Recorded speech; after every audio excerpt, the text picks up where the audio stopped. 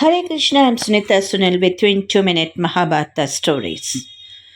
We'll chant chapter 10, verse 18 of Bhagavad Gita.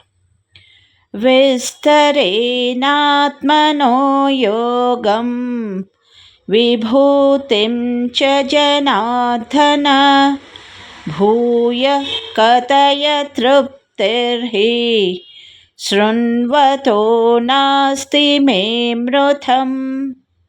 Let us see the translation. Sri Krishna tells, I am the object of all Vedic knowledge.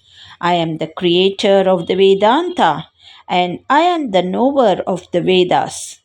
I am the one who knows the ultimate reality, and I am the one who is to be known. The moral is Krishna emphasizes his supremacy as the ultimate reality.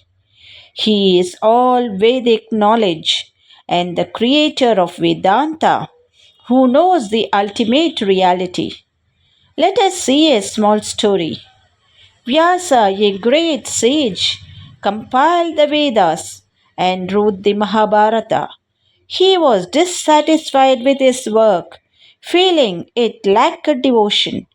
Krishna appeared and said, Your work is complete, Vyasa.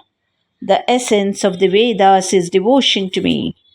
Krishna's words connected Vyasa to the divine, illustrating Bhagavad Gita chapter 10 verse 18, where Krishna is the object of all Vedic knowledge. The moral is importance of devotion and surrender to Krishna, the ultimate reality. Thank you. ಹರೇ ಶ್ರೀಕೃಷ್ಣ. ಶ್ರೀಮದ್ ಭಗವದ್ಗೀತೆ ಅಧ್ಯಾಯ 10 ಶ್ಲೋಕ 18. ವಿಸ್ತರೇಣಾತ್ಮನೋ ಯೋಗಂ ವಿಭೂತಿಂ ಚ ಜನಾರ್ದನ ಭೂಯ ಕಥಯ ತೃಪ್ತಿರ್ಹಿ ಶೃಣ್ವತೋ ನಾಸ್ತಿ ಮೇ ಮೃತಂ. ಈ ಶ್ಲೋಕದ ಭಾವಾರ್ಥ.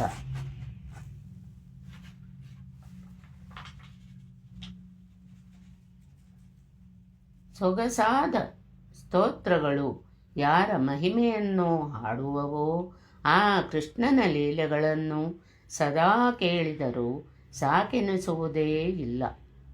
ಕೃಷ್ಣನೊಡನೆ ಒಂದು ದಿವ್ಯ ಸಂಬಂಧವನ್ನು ಪಡೆದುಕೊಂಡವರು ಹೆಜ್ಜೆ ಹೆಜ್ಜೆಗೂ ಪ್ರಭುವಿನ ಲೀಲೆಗಳನ್ನು ಸವಿಯುತ್ತಾರೆ. ಹೀಗೆ ಅರ್ಜುನನಿಗೆ ಕೃಷ್ಣನ ವಿಷಯವನ್ನು ಕೇಳುವುದರಲ್ಲಿ ಆಸಕ್ತಿ, ಅದರಲ್ಲಿಯೂ ಅವನು ಹೇಗೆ ಸರ್ವವ್ಯಾಪಿ ಪರಮಪ್ರಭುವಾಗಿಯೇ ಇರುತ್ತಾನೆ ಎನ್ನುವುದರಲ್ಲಿ ಆಸಕ್ತಿ. ಅಮೃತದ ವಿಷಯ ಹೇಳುವುದಾದರೆ ಕೃಷ್ಣನನ್ನು ಕುರಿತ ಯಾವುದೇ ವೃತ್ತಾಂತ ಅಥವಾ ಹೇಳಿಕೆಯು ಅಮೃತದಂತೆ. ಅಮೃತವನ್ನು ಸ್ವಾನುಭವದಿಂದ ಕಂಡುಕೊಳ್ಳಬಹುದು. ಆಧುನಿಕ ಕಥೆ, ಕಾದಂಬರಿ ಮತ್ತು ಚರಿತ್ರೆಗಳಿಗೂ ಪ್ರಭುವಿನ ದಿವ್ಯ ಲೀಲೆಗಳಿಗೂ ವ್ಯತ್ಯಾಸವಿದೆ. ಐಹಿಕ ಆಗುಹೋಗುಗಳ ಕಥೆಯನ್ನು ಮತ್ತೆ ಮತ್ತೆ ಕೇಳಿದರೆ ಬೇಸರವಾಗುತ್ತದೆ. ಆದರೆ ಕೃಷ್ಣನ ವಿಷಯ ಎಷ್ಟು ಕೇಳಿದರೂ ಬೇಸರವಾಗುವುದಿಲ್ಲ. ಈ ಕಾರಣದಿಂದಲೇ ಇಡೀ ವಿಶ್ವದ ಚರಿತ್ರೆಯು ಭಗವಂತನ ಅವತಾರಗಳ ಲೀಲಾ ಪ್ರಸ್ತಾಪಗಳಿಂದ ತುಂಬಿ ಹೋಗಿದೆ. ಪುರಾಣಗಳು ಪ್ರಭುವಿನ ವಿವಿಧ ಅವತಾರಗಳ ಲೀಲೆಗಳನ್ನು ವಿವರಿಸುವ ಹಿಂದಿನ ಯುಗಗಳ ಇತಿಹಾಸಗಳು. ಈ ರೀತಿಯಲ್ಲಿ ಓದುವ ವಿಷಯವು ಮತ್ತೆ ಮತ್ತೆ ಓದಿದರೂ ಸಹ ಹೊಸದಾಗಿರುತ್ತದೆ.